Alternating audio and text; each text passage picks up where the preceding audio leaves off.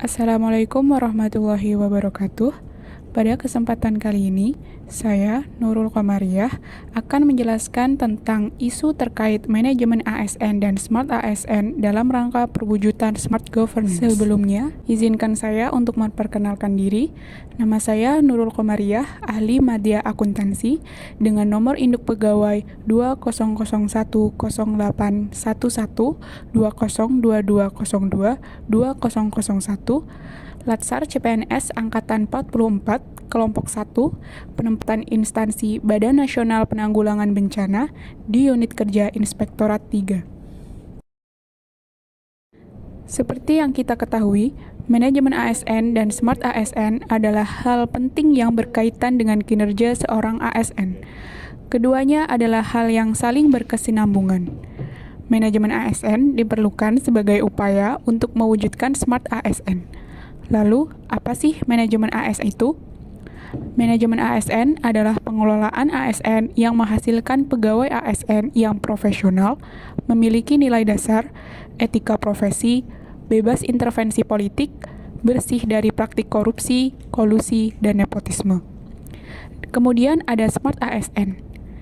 Adalah ASN yang mempunyai integritas, jiwa nasionalisme, profesional, keramah tamahan, berwawasan global, menguasai bahasa asing, memiliki pemahaman terkait IT, serta jejaring kerja alias networking.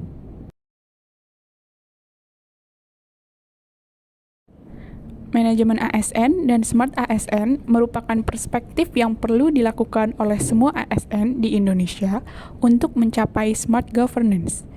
Smart Governance adalah suatu tata kelola pemerintahan yang cerdas yang bertujuan untuk mewujudkan peningkatan kinerja pelayanan publik, kinerja birokrasi pemerintah, dan kinerja efisiensi kebijakan publik. Kemudian kita beralih pada pengidentifikasian isu aktual yang terjadi di unit kerja. Di sini saya mengambil 3 isu yang cukup penting untuk diperhatikan dan didiskusikan lebih lanjut, yaitu yang pertama adalah pemanfaatan aplikasi SIM HPKL yang belum maksimal. Kemudian isu yang kedua adalah pelayanan unit pengawasan gratifikasi atau UPG dan whistleblowing system atau WBS belum dijalankan secara optimal. Dan selanjutnya, isu yang ketiga yaitu belum adanya pedoman terkait penggunaan kontrak cost plus fee untuk pengadaan yang bersifat mendesak dalam hal keadaan darurat. Lalu, apa sih penyebabnya dan bagaimana dampaknya jika permasalahan tersebut terus dibiarkan?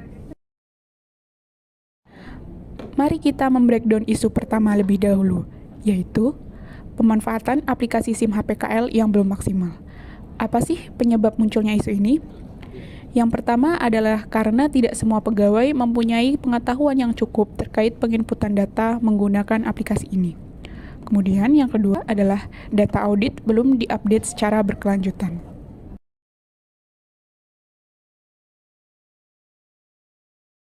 Apabila permasalahan ini terus dibiarkan, akan menimbulkan dampak yang cukup besar bagi kinerja unit, yakni fungsi atas pemanfaatan aplikasi tidak terlaksana dengan semestinya.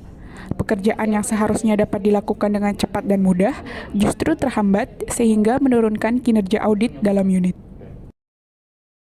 Selanjutnya, kita menuju ke isu kedua, yakni program unit pengawasan gratifikasi atau UPG dan whistleblowing system atau WBS belum dijalankan secara optimal.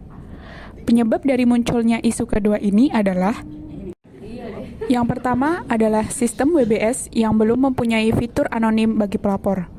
Permasalahan ini tentu dapat membuat para pegawai menjadi takut dan ragu-ragu untuk melaporkan tindakan kecurangan yang terjadi di lingkungan kantor.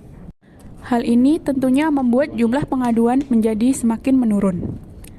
Lalu, penyebab kedua adalah pegawai yang diberi tanggung jawab untuk mengurus sistem UPG malah pindah instansi, dan pada akhirnya program ini menjadi terlantar karena tidak ada yang mengelolanya lagi.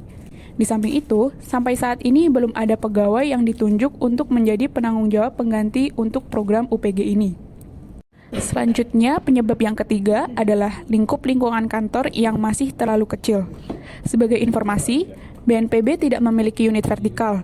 Semua pekerjaan dilakukan secara terpusat dalam satu kantor. Pegawainya cukup sering berpapasan satu sama lain di dalam kantor. Hal ini kemudian menyebabkan mereka ragu-ragu untuk melaporkan tindakan kecurangan di lingkungan instansinya. Dan yang terakhir adalah rendahnya kesadaran pegawai untuk melakukan pengaduan terkait tindak pidana di dalam lingkungan kantor.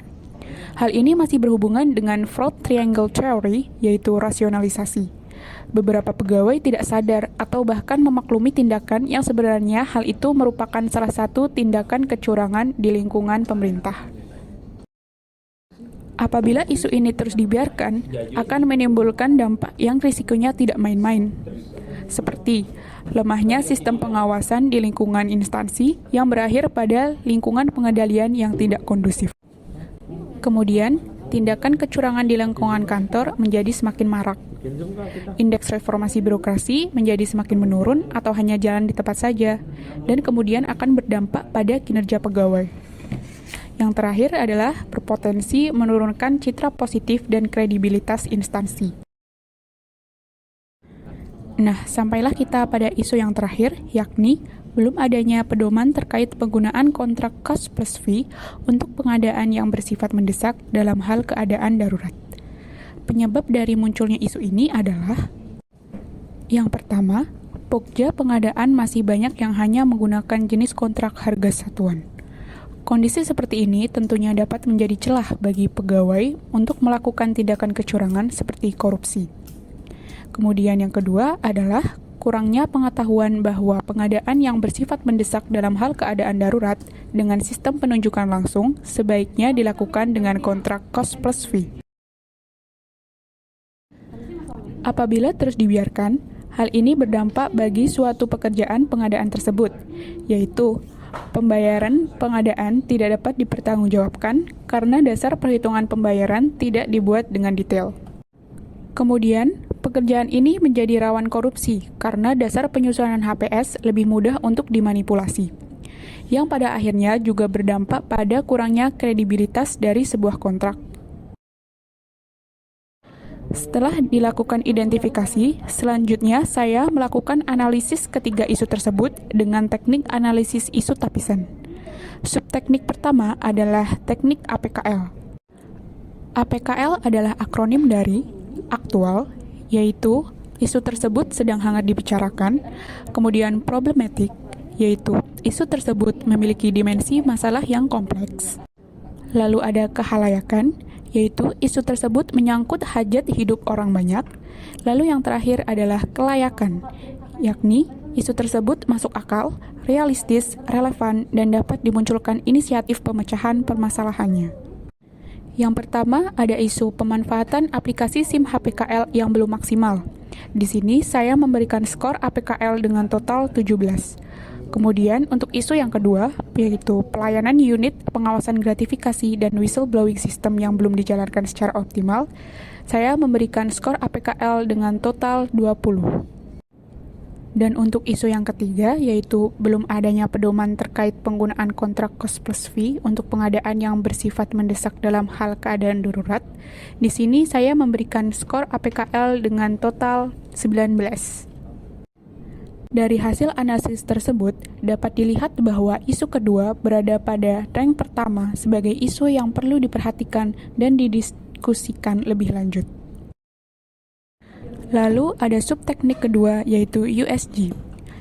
USG adalah akronim dari urgency, seriousness, dan growth. Urgency berarti seberapa mendesak suatu isu harus ditindaklanjuti.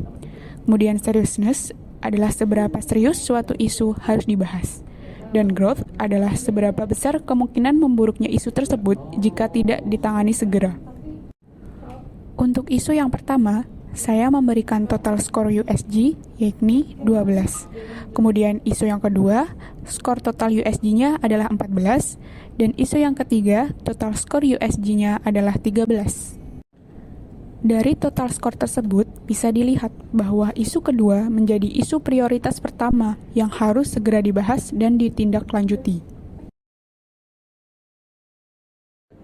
Oleh karena itu, di sini saya mencoba memberikan beberapa rekomendasi untuk menangani isu terkait pelayanan UPG dan WBS yang belum dijalankan secara optimal.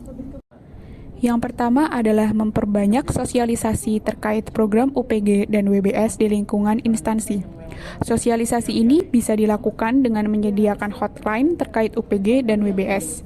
Lalu kita juga harus aktif menyebarkan informasi ini dengan seperti memasang berbagai banner, poster, atau postingan di media sosial sehingga bisa menjangkau banyak pihak termasuk masyarakat luas.